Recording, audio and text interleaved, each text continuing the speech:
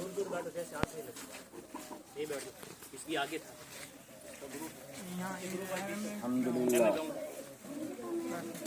अल्हम्दुलिल्लाहि रब्बिल आलमीन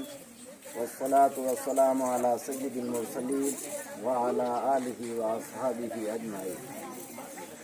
अम्मा बाद।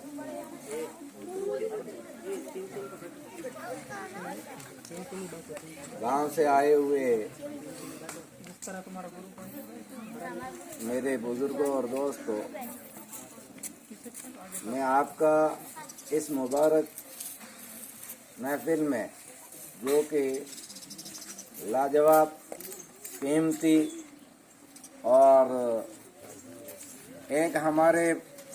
बुजुर्गों का दिया हुआ तोहफा है, ये आज का दिन जो हम देखते हैं और जो मनाते हैं, ये क्यों मनाते हैं? इसके मनाने की वजह लगभग हर आदमी को जानकारी है कि ये मनाने की वजह हमारा मुल्क जो आज़ाद हुआ है, उस आज़ादी के अवसर को जो हम मनाते हैं और जो हम इसकी